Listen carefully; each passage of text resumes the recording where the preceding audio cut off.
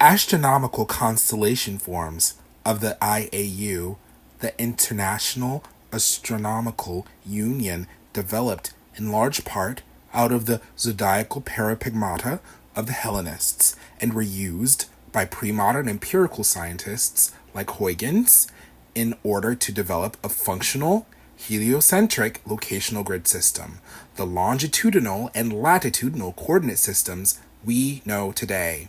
The work of Van Huygens was, past that point, used to synthesize colonial boundaries affected to scramble territorial placement for those outside the Occidental world in the service of Occidental conquest. It is the conversation between pre-modern empirical agenda, the vestiges of classical antiquity, and the former's stylized curations of the latter, which formed the contemporary era.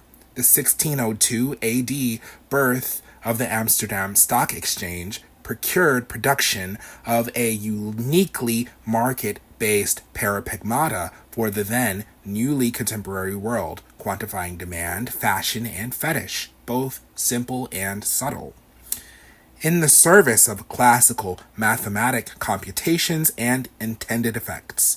Yet, the quantum subtleties of fashion and fetish are circumferent to classical Occidental modernity and nascence. Finnish media theorist Jussi Parekka invokes a statement issued notably by Benjamin Bratton that we carry small pieces of Africa in our pockets, in his argument that smartphone devices are so-called monolithic, meaning that he believes they draw from the planet's resources and are supported by a multiplicity of infrastructures, not restricted to samples of Africa.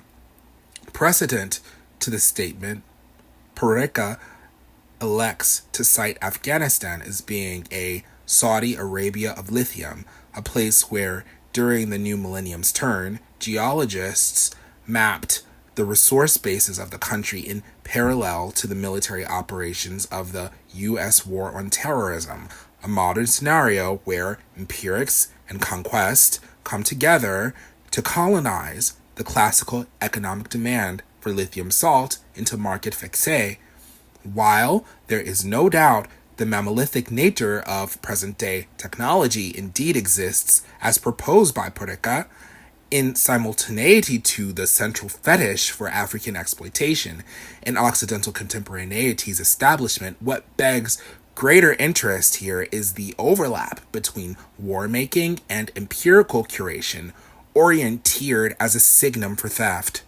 One existing astronomical archaeology reflecting the reality of this overlap is that of the star Alpha Delphini, a star pre-modern astronomers might have noted to be relevant to the 2020 vernal equinox following planet Mercury's 2019 geocentric occultation of the Sun, that neither modern astronomers nor cultural anthropologists would generally have particular reason to note. The archaeology of Alpha Delphini bears immediate significance due to the manner it received its. The archaeology of Alpha Delphini bears immediate significance due to the manner it received its common IAU recognized name, Sualocin. Unlike stars with ancient Arabic or Greek origins, Sualocin's name is a linguistic curiosity linked directly to its appearance in the Palermo Catalogue of 1814, an influential star catalog compiled by the Italian astronomer Giuseppe Piazzi. The catalog was remarkable for its precision and scope, cataloging over 7,600 stars with unprecedented accuracy.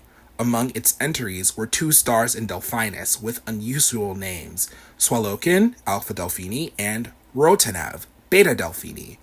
It came to knowledge that they were the cryptonymical reverse spellings of Nicolaus Venator, the Latinized name of Niccolo Cacciatore, Piazzi's assistant and successor at the Palermo Observatory. The irony of Sualocin and Rotanev, insofar as their nomenclature are concerned, lie in their obfuscation of relation between empiricism and conquest. This is to say that these stars' recognition under these names efface the presence of any such relation whatsoever by covering them beneath the humor of hermeneutical mischief. In this way, the contemporary significance of Alpha Delphini's archaeology is that it reminds observers of the evasive powers of celebratory humor whilst imaging the endowment of those powers with the ability to conduct colonial erasure and archetypal ecocide.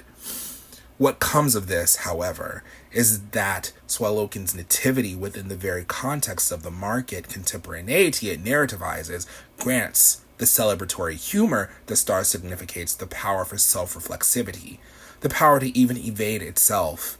Both prior to and after Sualocin's naming, the star and its constellation held significance in a number of pre-modern traditions inside and outside of the Occidental context.